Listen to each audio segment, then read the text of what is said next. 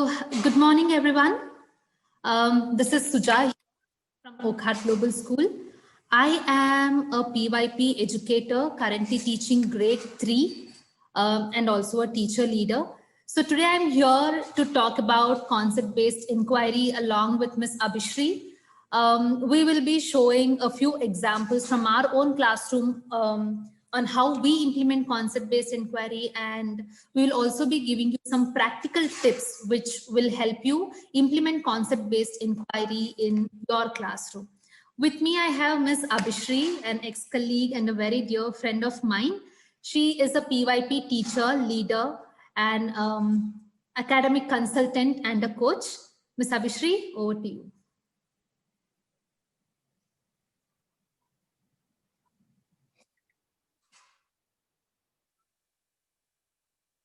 Okay, I think Ms. Abhishri is facing some internet issues. She is in middle of her vacation and I have pulled her in for the webinar. So Ms. Abhishri, can you hear me?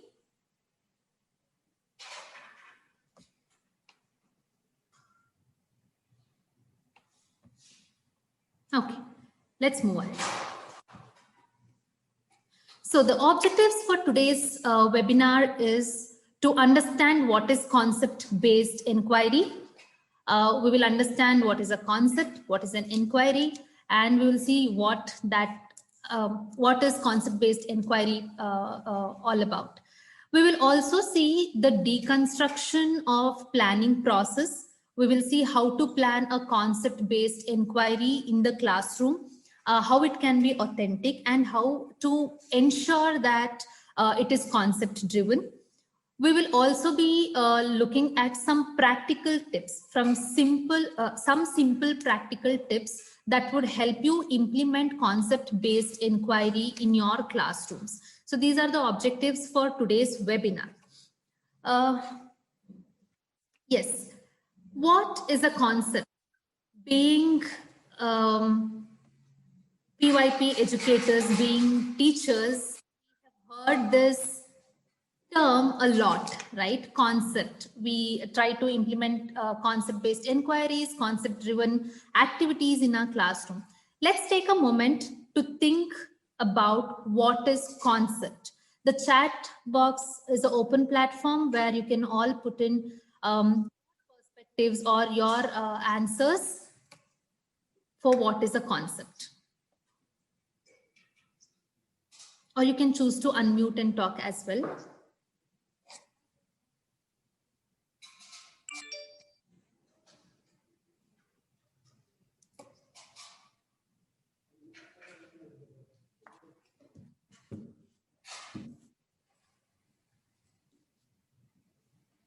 Anyone would like to say what is a concept?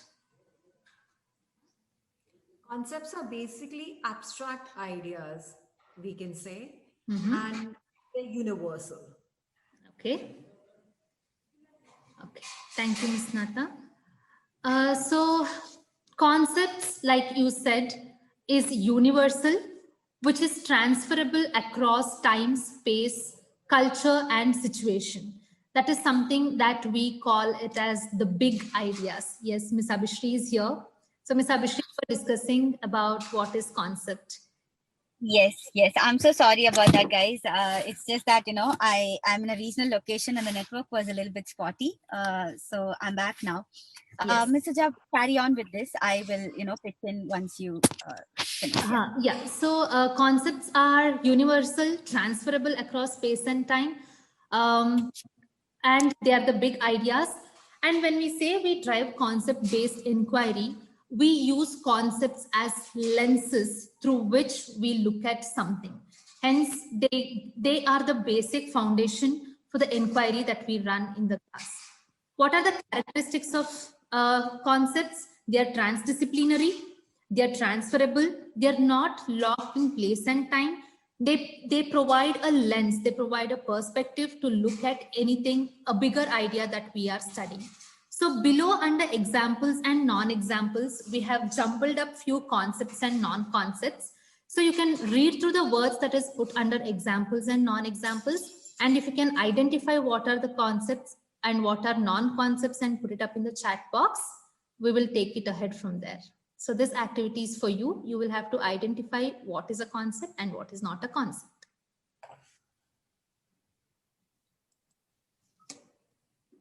So we'll just probably give like a couple of seconds for Yes. everybody.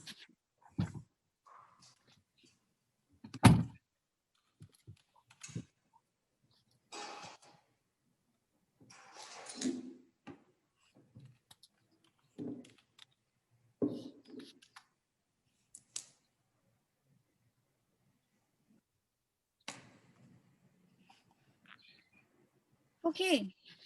I can see that Miss Nanta is definitely trying to, say it. Miss Nanta, if you want, you can even like, tell it out loud also. That's fine. Okay. I feel geography is a concept. Animals is animal like singular. I'm not sure, but animals we generally take as concept and patterns for sure. Okay. That's beautiful. And on the I chat, would I like see. others also to contribute. Yeah, Miss Kumsi has actually messaged on the chat that function, patterns, energy, and numbers are, concepts. Very good. If anybody else would like to add. That is a beautiful part. When I was recently doing the concept-based inquiry course with Ms. Rachel French, the idea of what concepts are and what concepts aren't got really, shaken up for me because, like landforms I learned can also be a concept because they are there. They are, transferable. They are what we call as micro concepts, which we'll be getting into a little later on. So this was a good, starter to just get us thinking about concepts. Now let us look at what is inquiry and then we'll merge the two together. Okay, so inquiry. We all know what is inquiry, and that's the buzzword in the PYP. Inquiry is the vehicle through which we teach everything, right? And I think the visual can provide a slight bit of an idea. It's when the student is really looking, seeing, exploring. When the student is being an explorer, definitely then there is inquiry happening, right? So, Ms. Suja, if you can go to the next slide. Now let's marry the two, right? Let's marry, concepts and inquiry. Now, this is an example of the recent inquiry pie by Kat Murdoch. She has released this new version, and it effectively puts away the Kat Murdoch's inquiry cycle away. This is her new inquiry pie, which really means to say that inquiry is not a cyclical process. It's an iterative process. So there is exploration, there is development, there is sharing, there is support happening, and it is happening at various points during the inquiry. Right? This is a very interesting, inquiry cycle. Not cycle, the inquiry pie, like Kat calls it, and it's beautiful to delve into and take it and adapt it into your classroom as well. Yes, right. Now today's topic of the day is concept-based inquiry. This is something that Ms. Suja and me were really passionate about when we were working together, because the PYP, the foundation of PYP is concepts and inquiry. So Rachel French and Carla Marshall have written a beautiful book on what is concept-based inquiry, and it's basically, let's do a little bit of a word inquiry here. Inquiry is when there is an focus on active questioning that is happening, wherein the students are asking the questions, right? They are the ones sharing, they are the ones exploring, right? And concept-based learning, on the other side, is when the planning is focused on transferable understandings, which means no matter what we are inquiring into, the understanding that the students get is quite transferable. That is, they can go apply it across contexts, right? So marrying the two, concept-based inquiry is what we're going to show you some practical tips and just look at it a little bit. Yes. Yes, Ms. Suja. Yes. So here we come to understand what is a macro concept and what is a micro concept. So when we try to implement concept-based inquiry in a classroom, or when we try to understand what is a concept, basically, we found that there are a lot of things that gives a very big, a very wider scope to study something. And there were few things that gives a very transdisciplinary depth to study the main idea that was in focus. So that is when we came to an understand that there are macro concepts and micro concepts. So macro concepts provides a wider scope and a wider connectivity to study the central idea, the big idea, and the micro concepts are the ones that provides transdisciplinary depth. A very good example for this is like Ms. Abhishri mentioned before, the landforms. It is very our understanding was, when I was also talking to Ms. Abhishri and we were having this discussion, our understanding was that there are few concepts which at times can become micro concepts and which at times can become macro concepts. So it depends on the focus of your unit. It depends on what is the focus of the learning in the classroom. And that is how we try to understand, to differentiate between macro concepts and micro concepts. The reason we are talking about macro concepts and micro concepts now is because we know that as PYP educators, we have key concepts, which are usually the focus in any of our unit of inquiry. But what about the other concepts which appear without an intention, without, trying to make it more explicit? Then do you just brush them aside? What about the science concepts? What about the math concepts? Because we know that we already have the key concepts, which are the focus: form, function, change. We have so many, right? We have all of that. So how do we differentiate, or how do we combine both of this together to make our units more concept driven and to implement concept based inquiry? So moving forward, we are sharing with you one of the unit which we tried making concept driven.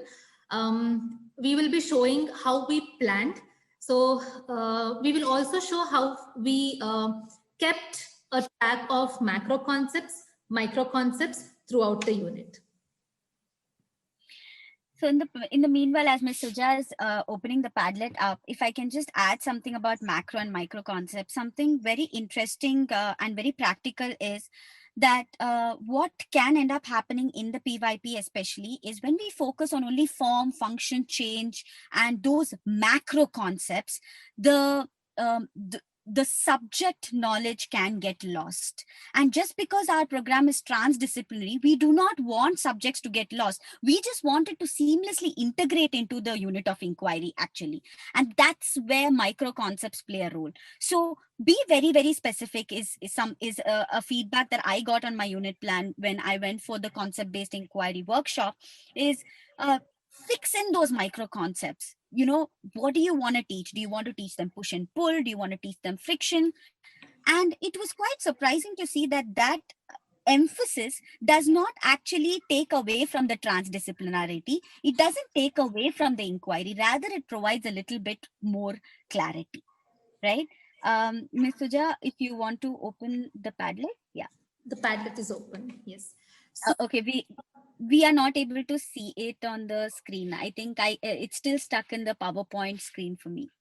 Okay, can you see the Padlet? Others can?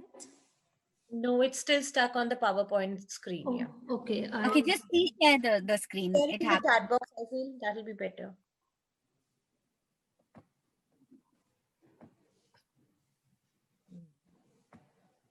Yes, can you see it now? Yes, absolutely. Yeah, so the unit which we are sharing with you for the deconstructing the planning process of concept-based inquiry is how the world works. Our central idea was machines transform energy and can make our life easier. The lines of inquiry were different kinds of simple machine. Simple machines come together to make complex machines, and simple machines, complex machines transform energy. The key concepts that were in focus were form and function, connection, and change. This is how our unit started. We started off with a movement art integration activity where the students were asked to enact like a machine and talk about the simple machines involved, talk about how the machine works, and talk about why they chose to become that machine. Okay, so as you can make it out, it caters to the key concept function, because they're talking about the function of the machine, function of the simple machine in a complex machine. So the major key concept that was in focus for this activity is function. However, the micro concept that was in focus for this activity, or rather the science concept that was in focus for this activity, was force, energy, because these were the things that the students came up with as they were discussing, as they were planning out the activity, and as they were demonstrating how their machine works. So this is one example where a macro concept and a micro concept are brought together to make the learning engagement more concept driven, and to, like Ms. Abhishri said, to pin that micro concept very strongly, from which the unit starts and helps the student to transfer their learning across the unit. So the next activity was creating an anchor chart soon after the movement art integration. Ms. Abhishri?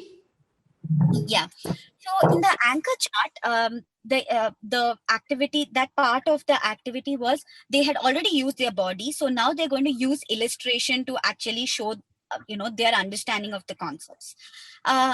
Again, here the macro concept was function, and the micro concepts, we will share the Padlet link with you over here on chat. Ms. Suja, if you can do that. If you click on it, you will get to see force, push and pull, and machines were all of the micro concepts in focus. Now, we already do this, right? I'm sure a lot of you are thinking, but how is this something we already do?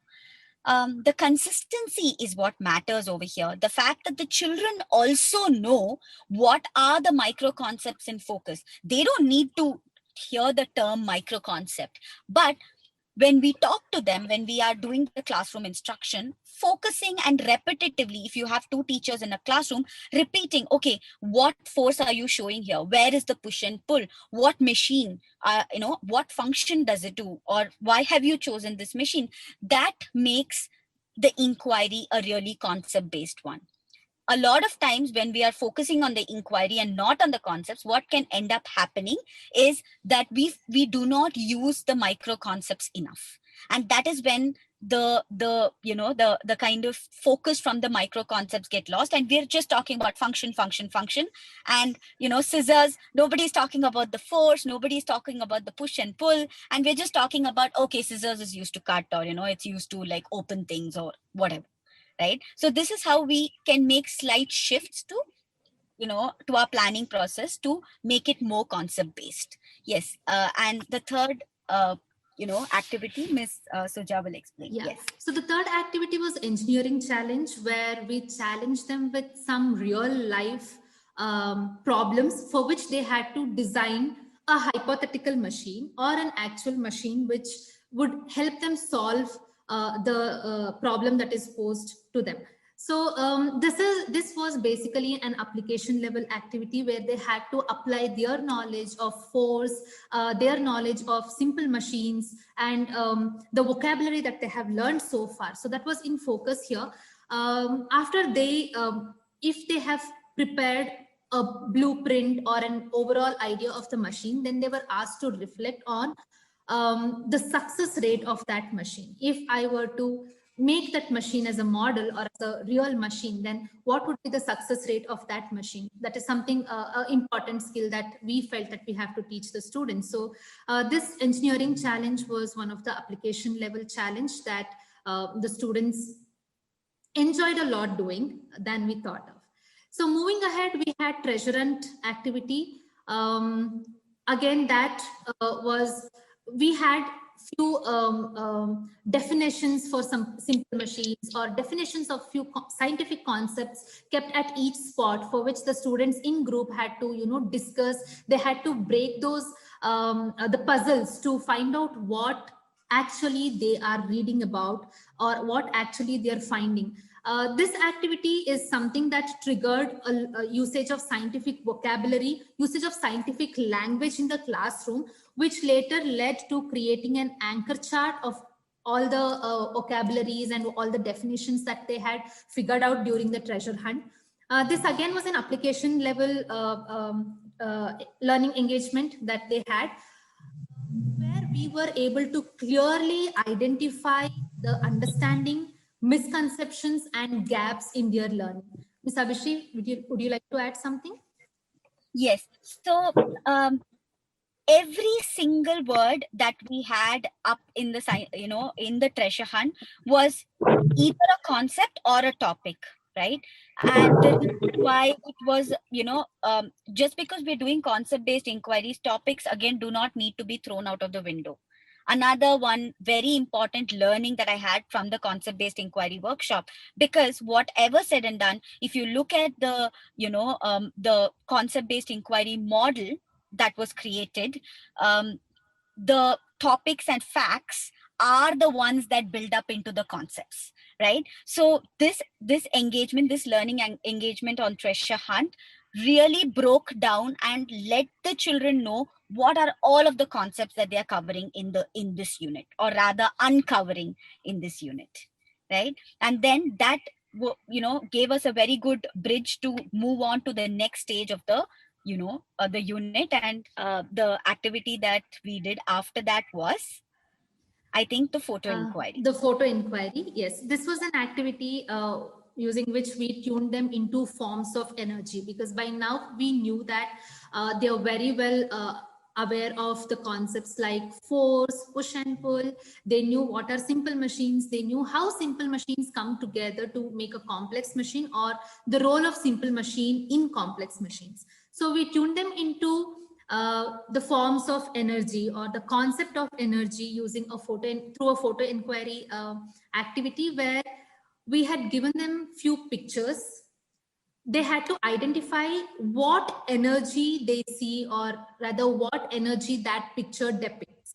So again, here they had to use a lot of scientific vocabulary. They had to recall from their previous years or from the experiential knowledge that they have gained outside the classroom, that like when they see a burning candle or a burning stove, I could hear the students using words like, this gives heat, so this energy can be called as heat energy. Or at a lower level, students were also saying that when I touch this burns, so can I call it as a burning energy? So this is how the thinking process got triggered in the classroom through this activity, with tuning them into the concept of energy and later on into the concept of energy transformation. Right. So the micro concepts that were in focus definitely were transformation, right? And energy. So these were the two micro concepts in focus for this engagement. So, Ms. Suja, being mindful of time, maybe what I thought was, I think the makerspace is something that we're going to share later on in the PowerPoint as well. So if we can just jump back into the PowerPoint, this Padlet is shared with you, and we'd love for you to, maybe even comment what are the micro concepts you think, could be in focus in every engagement, and feel free to, try it out in your classroom as well. So let's move on to the next objective, practical tips to implement concept-based inquiry. When I before implementing concept-based inquiry in my classroom, I am a person who likes to read upon it and come to the classroom. And I've worked with Ms. Avishri. One night I sat and read about concept-based inquiry, and I was so overwhelmed to an extent that I couldn't sleep. I kept pestering her throughout the night. But then, yeah, when we implemented it, now I feel, oh my God, it's so easy, right? So here are some practical tips that we have implemented in our classroom, and something that we are sharing with you, which you can take back to your classroom. So one of our favorite strategy is center-based activity. We have implemented this strategy in a couple of units, which has worked out really well. So how we create centers when we are implementing concept based inquiry in our classroom is we set each centers for each concepts or the micro concepts that we are exploring in the classroom. For example, one center will be for transformation. One center will be focused on the energy concept energy. One center will be focused on the concept of push and pull. But we will ensure that these activities are interlinked and they are arranged in a way that one leads to the other. So for simple machine units, the center-based activity which we had was in this order, that in the first center, the students were asked to analyze a Rube Goldberg's machine and see what are the simple machines involved and what are the forms of energy that is involved. Later on, we moved on to the energy detective center, where they had to operate certain machines like a mixer or a hair dryer or a table fan and see what energy is changing into what energy, because they can see that there is an electrical energy and the wind is coming out of it. So they know there are two forms of energy there, that is electrical and energy. So similarly, we had center-based activities in regular intervals to ensure that the students are brushing through their concept regularly, and to also to ensure that the concepts are pinned and they are in the focus throughout the unit. The next activity is makerspace activity. Here is where the students try and apply what they have learned, the knowledge that they have gained, the concepts that they have learned. Here is where they do trial and error. They see where to apply force, how to apply force, because this activity required them to create a working model of a machine, which they later had to present it in the classroom and say how the machine works, what are the simple machines involved in the complex machine that they have created, what are the forms of energy in the machine, and how it is getting transformed. So a lot of trial and error, a lot of scientific language, scientific communication, and a lot of application happens in such an activity. So creating a space for the child which is free of everything, just to just to make it more hands-on, where the child tries something, makes mistake, analyzes his mistake and come up with a solution, is something where the concepts becomes strengthened to the child. Ms. If I could, if I could just add on one other thing to the makerspace that Ms. Suja was talking about, please don't think that makerspace, because these are practical tips to implement concept-based inquiry in any subject. Makerspace is not something you can do only for science. It's something you can do even if you're doing, let's say, a government system. You can have a makerspace around that. Maybe give them some props, give them some, maybe some cards or something like that, wherein they can move things around. They can, cut and maybe create, a Rajya Sabha or a Lok Sabha, right? It doesn't matter. The art doesn't matter over there, but the effect of them actually making something would strengthen the concept for them. So don't worry on how beautiful they are making it, right? Even if it's, let's say, social studies, or, for language, let's say the makerspace could be a poetry cafe, right? Because, if poems are the micro concept that you're inquiring into, you can have a makerspace, just name it a little differently, call it a poetry cafe, where they can come and make poems, right? Or they can, brew poems or something like that, right? So makerspace is something that you can use across all subjects, right? Not just for science. Yes. We can go on to the next one. So the third very practical tip that we have for you is, might seem quite strange, but they are called word help boxes. If you see in this piece of student work, it's not a box, is definitely not there, but on the top right corner, you can see work, handle, mixing, energy, push, pull, and force.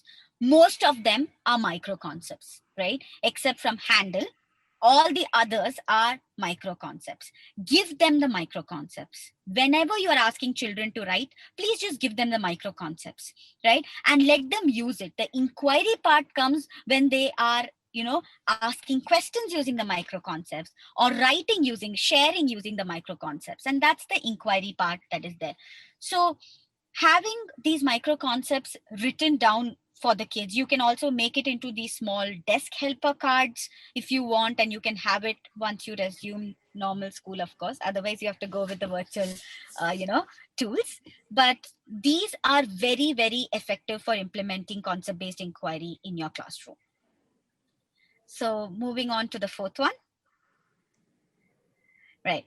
So the fourth one, again, has a lot to do with vocabulary and, just having, using the classroom space or the virtual space to bring focus on to the concept. So if you can see on the right here, I created something called as a concept wall, right? You can have a concept Padlet now if you want, right? Or, on online, you can create a concept Padlet where you create some simple questions or simple prompts for the children, right, which is surrounding those concepts, and just allow the children to come and engage with it. Just give them 10 minutes of concept wall time, right? Let them just come onto that Padlet for now, or come into that wall space or that classroom space, and just use those. Learn to use function in a sentence, learn to use connection in a sentence, right? Connection between what? Not just macro, connection between, let's say, force and energy, the micro concepts as well. So as a teacher, you can create those prompts and just have it there, very, very open-ended ones which the students can engage with and build a better understanding of concepts in the unit. On the left hand side, the reason why I've put that is, on top I always have a unit vocabulary wall, right, which is again filled with micro concepts. It's filled with micro concepts. So whenever they're doing the concept wall, they can always use the micro concepts that are already there for them, readily available, because PYP is not just about remembering and things, it's about application. So they can just pick up those micro concepts from there and use it whenever they are doing the concept corner.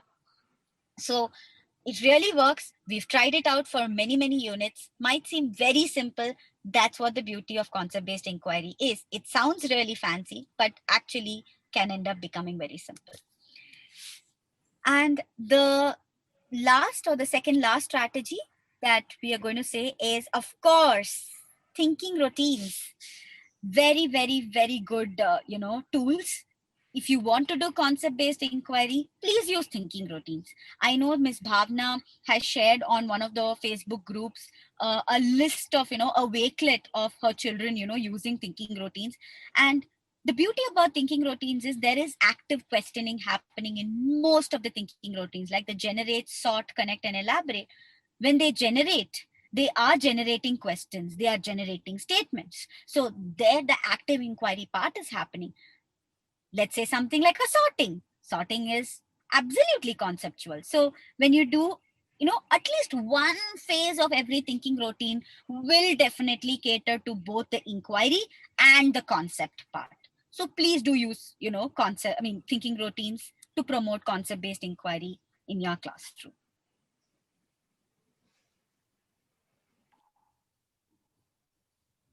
The next one, Ms. Suja? Yeah, it's on the screen. Can you see?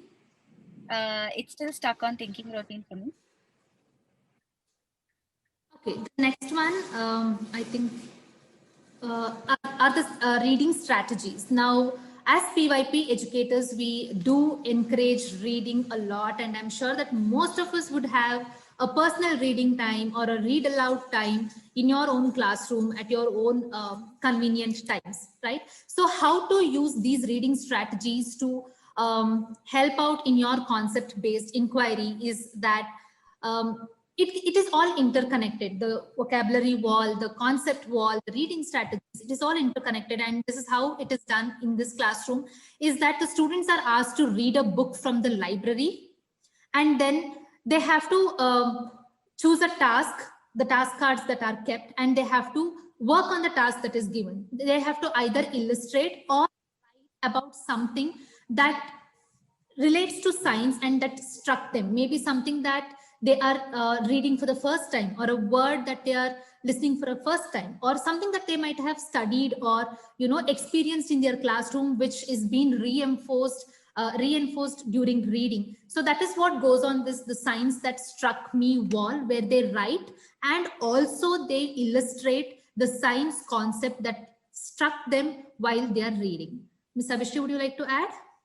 Yes. So, this was a science unit, so we did the science that struck me, right? The unit vocabulary wall is something that you can use in a variety of engagements, because fill those unit vocabulary walls with the micro concepts and macro if you want, but it is suggested that you use the micro concepts, and whenever they are reading and they, ask them, you can just, modify this engagement for your classroom, and you can tell them, let's say you're doing a unit on government systems, and if they see conflict, if conflict is a micro concept that you're doing, whatever story they are reading, you can identifying the conflict. So the micro concept of a conflict will really get into the child, and that is also quite transferable, right? So the illustration and the reading part and having the vocabulary on the side really enforces that concept into the child, and that is what makes your lessons concept based. And the inquiry part again always happens when you have a shared time activity. Here also, though they are not orally sharing, they are sharing their ideas. Not just children don't put up only just statements, they also ask a question. That's the beauty of having or using a strategy like this. Okay, so these were our five or six practical strategies that we have tried and tested that can transform any unit into a concept based inquiry unit. So I'm sure all of you are already doing quite a bit of it, so definitely identify those micro concepts right in the beginning when you're planning the unit. Identify those micro concepts and don't try to have too many. This is again something that Rachel really told me during the workshop, is don't try to fill it, right? Don't try to have too many, right? But do enough in a way that it'll promote the children to take agency and delve deeper into these macro concepts, and that way you have the agency part that is getting taken care as well. So over to you, Ms. Suja.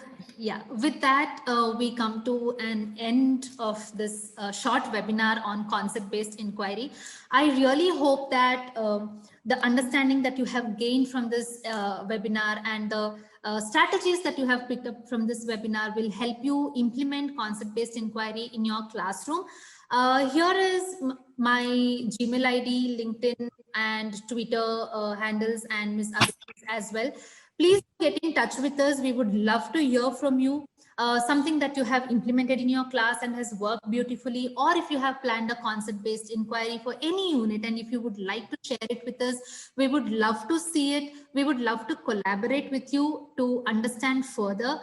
Or if you want to give us any feedback, we are open for feedback as well. The recording of this webinar will be put up on my Facebook handle and my YouTube channel as well, so that you can also refer it to your colleagues or your friends. The comment section there will be open for you for the feedback, for suggestions, or sharing any ideas.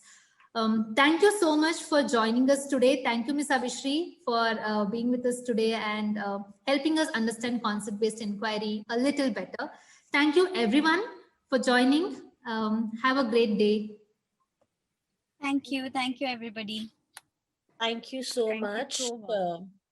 I hope this helps in my art plannings and inquiry-based thing. Thank you so much. Yeah, we would love to see some of your plans, and we would love to see how this concept-based inquiry works in an art scenario. Yeah, that's what my query is. That's what I've messaged Ms. Abhishri about. Let's Definitely. Let's share some ideas, and Ms. Suja will also get in touch with you. Let's maybe we can deconstruct it even further, and it would be a pleasure, Ms. Kumsi. Thank you, everybody else as well. Thank you. Bye. Thank you, everyone. Bye. Have a great day ahead.